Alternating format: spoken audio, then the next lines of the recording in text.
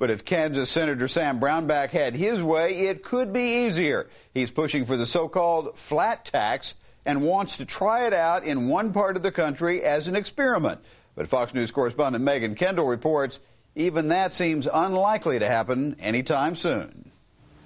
With the president's hope of reforming the tax code all but forgotten in Washington, Republican Senator Sam Brownback has refused to give up the fight.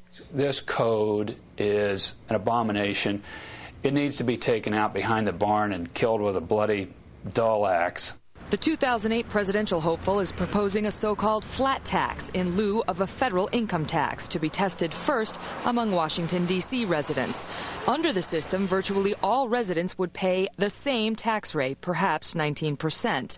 Families earning less than a certain amount, say $40,000, could be exempt from the tax altogether. Critics say the plan will hurt the middle class by lowering the tax burden now shouldered by the wealthy. But Brownback says when the rich spend more money as opposed to paying it to the federal government, every class benefits. They would have this growth of economy and job opportunities in the District of Columbia that they could take advantage of. D.C. Delegate Eleanor Holmes Norton remains unconvinced. She fears the wealthy extra cash in their pockets will buy up inner-city real estate, putting in newer homes and driving out minorities.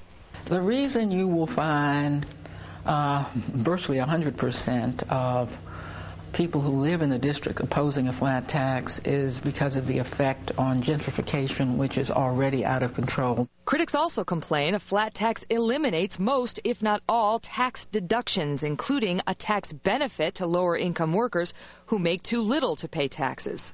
Any exemptions that you have, any benefits such as the earned income tax credit that you get would be gone. That's the last thing the D.C. residents want or need. But the plan is entirely voluntary, so those who don't like it would be free to opt out. Moreover, while its true tax deductions would be gone, supporters point out so would tax loopholes.